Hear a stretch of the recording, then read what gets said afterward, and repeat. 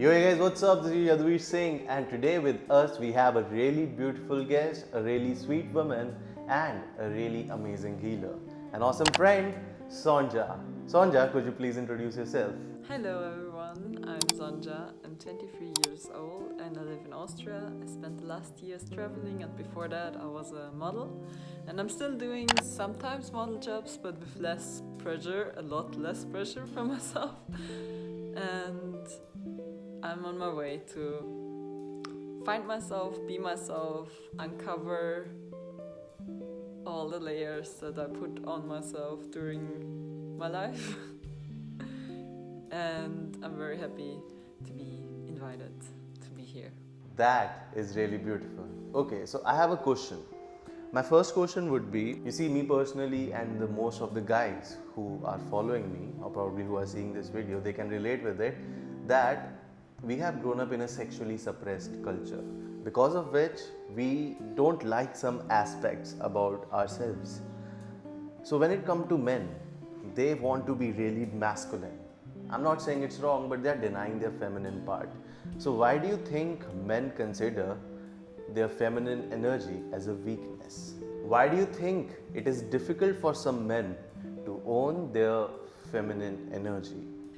So, to the first question, I in general don't like to put things on society, but why some men don't own their feminine energy is definitely because they are not taught to by society or by their surroundings. I know that both male and female human beings have both of the energies. Everyone is male and female. When we are taught to not live both of that, we are just put into a box and we live all the things that we think we have to be. And cover our true nature. That's why I think that it's difficult for some men to own their feminine energy. That is awesome. So you see, talking about feminine energy, it leads me to another question, and that is about feminism. What do you think about the present day scenario of feminism? Because you see, feminism, this is what I think. The principle on which feminism was founded was equality, but what it has achieved is sameness. So women are becoming same like men. I think the very nature of most of the feminism movement that is shown on media these days, the very energy of that feminism movement is very masculine in nature. So what do you think about the present day feminism scenario? What I think about the feminism movement, I think it's good when I think it's very good when everyone is following their own paths and all the feminism movement are hopefully following their own paths. For me, myself, I'm not a very extreme person, so I don't like to fight for something because it always involves fighting, and I don't want to fight, I just want to be love and to give love. But I think it's great. It's also very important that some people are more into a direction, they're more moving and maybe even fighting. I don't know if it's necessary, but fighting for something good is good, I guess. Awesome, man. That was really good. Okay, this leads me to next question, and that is what do you think about these lower vibrational frequencies like anger, frustration, jealousy, doubt, depression? What do you think about how do you deal with all of these lower vibrational frequencies? How I deal with fear, anxiety, and all of this lovely feelings that are put into the negative box that I name, I don't want these feelings to be connected with myself. I learned to accept them.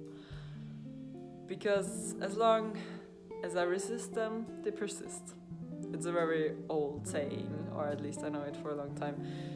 But it's so true. When I resist to fear, I actually carry it around with me. And when I accept it and turn around and say, hey, fear, what do you want from me? What do you want to tell me? How do you want to maybe even protect me? Most of the time, those feelings are just telling me something. They are my teachers.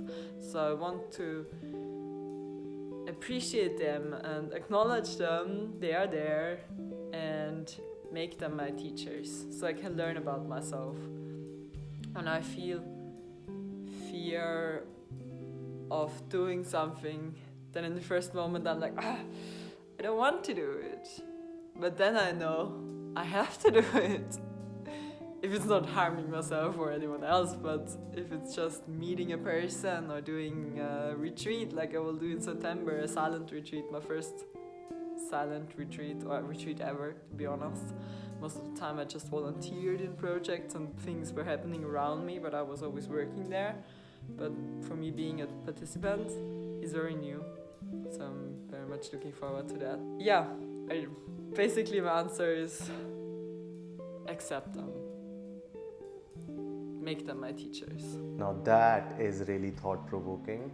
Okay, so this leads me to another question, that how would you align yourself with your higher selves? How would you align yourself with your higher vibrational energies? Because just now we have talked about the lower vibrational frequencies, but if there is something called as the higher vibrational frequency, how would you align yourself to it? What I would recommend, one, to be aligned with the higher self is not one thing for everyone. It's so different what works for everyone and what means alignment.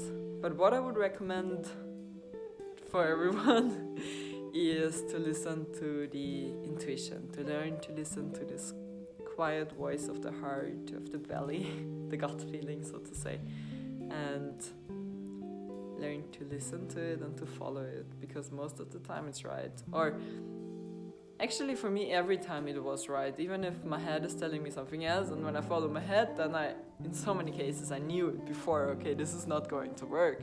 But I never had something when I followed my intuition and it really didn't work. So learning to listen to this quiet voice that is speaking of your true self.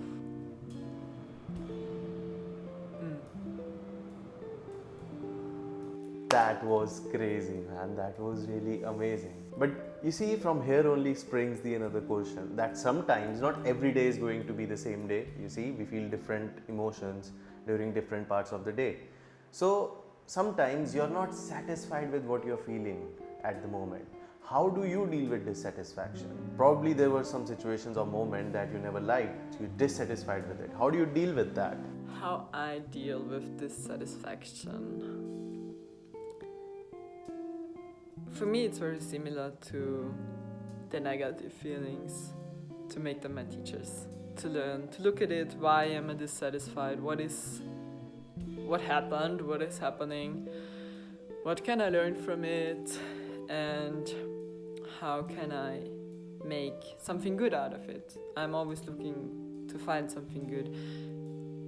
The whole life is a point of view. If this is life, you can have so many different point of views and you can see so many different things. So if you imagine it like here's the light and here's the dark, which both are necessary to make the other one even exist. If it's just light, it would not be seen as light, and if it's just dark, it wouldn't be seen as dark, it wouldn't be seen at all. So we need both to know it. And if you're standing here somewhere, you maybe see a little light, but you see a lot of dark, and you can move around and you can dance around and you can just close your eyes and feel. So I experiment. I see life as a big playground to experiment all my feelings, experience this life. And I can try things out, and maybe it works or maybe it doesn't work, but it's all just a point of view, and my point of view is currently it's a game. That is amazing. That's really amazing. Okay, so you see, if our viewers are seeing this video till now, there must have been a confusion that why do people think negative emotions as a weakness? Why are negative emotions are considered as a weakness? For me, none of the emotions are negative. So I don't consider negative emotions as weakness. I can see that in society sometimes it's seen, or like that's why so many things or so many feelings are suppressed, because no one wants to be weak. Everyone needs to be strong and just want to show their best sides. But it's so important to also first feel and then express all the feelings and all the emotions. I just spent 2 days with little kids, 1 and 4, and they have so many emotions during the day. And I'm sure we as adults also have that. We just learn to suppress them, and then we just make a big bag behind our back trying to hide it, but suppressing and pressing all of our negative emotions that we don't want anyone else to see in this big bag, and carrying it with us all the time. So I think it's very important to feel and express all the emotions that are there and that want to be felt and expressed. Okay, that was out of this world. Here comes the last question. How do you develop self-love? Because you have told us everything about it. Then tell us this also, that we came to know what not to do, and now we want to know what to do. So how would you develop self-love? What do you do to develop self-love? How do I develop self-love? Well, that was a very long path. I think, I came to this earth in love with life and earth and myself and my mom and everyone. And then slowly I learned to dislike myself, basically. I developed the feeling of not being good enough the way I am, that I always have to be better. And it wasn't about my parents, they always loved me. But it were other people and media. Well, my dream was to be a model, and then I became one and took very beautiful pictures and had a very beautiful look. But my inside was very afraid and self-destructive. So when I was living my dream, I realized I'm not fulfilled the way I thought I will be. So I changed things and started to search for more, went traveling, volunteered in so many projects around the globe, and uncovered my inner child, what I liked before I thought about what is cool to do or what I should do or what could I do that so other people like me. What do I like for myself? How do I like myself? And I worked with affirmations. I listened to Louise Hay and some different podcasts and listened to it while I fell asleep and in the mornings, and being very grateful, a lot of gratefulness practice. And I wrote a diary. I also read the book The Artist's Way, which helped me a lot. Yeah, it was like that, where I wrote morning pages. It was called 3 pages, feeling them, no matter what to write, just feeling them with the thoughts. It was like a little walk through the thoughts in the morning, which gave me a lot more structure and not having the feeling I have to think of everything at the same time. I can write it down and then I can be free. So being more present in the moment was the result. And I did mirror work. I looked myself in the eyes and said, I love you. And when I really loved someone else, because I'm very good in that, then I also sometimes directed the love back to myself. Of when I thought, wow, this person is so beautiful, I really imagined to think of myself as, wow, I am so beautiful, or telling myself, you are so beautiful. And slowly I learned to believe it also, because it's so easy to love your friends and love someone else for everything they are, with all their failures and with all their shadows. But for oneself, sometimes it's so hard. And yeah, I learned that, to appreciate my belly fat, which I really hated for most of my life. But to like that and to feel cozy with it and to dance and to learn to love this life, and my body as my experiencing tool of this life, and not seeing my body as something that I have to form or that it has to be different. And my body is just my tool, but I am way more than that, and you are too. I have observed that whenever you talk, your eyes, your focus is very soft, your energy, you use your body, it's very expressive, and the very way you make your gestures, they tell about the vulnerabilities, the very way you're showing it up and owning it up to them. So it was really amazing talking to you, Sonja. Guys, don't forget to go and follow Sonja on the Instagram, and yeah, obviously you're going to follow me. And this was amazing, and it was really lovely talking to you, Sonja, again. Thank you so much for listening to my words, and I wish you a beautiful day. If you guys have liked this video, give me a thumbs up, and if there is anything that is creating a confusion in your mind, comment it right now in the section. If you want to ask anything else to us, comment in the section below. And if you think that most of your friends can benefit from this video, for example, some of your male friends who are unable to own their own feminine side, they can benefit from this video. Your female friends who are hardcore on the extreme towards the feminism movement, they can get help from this video. So you can share this video with your friends, and I will see you until next time, guys.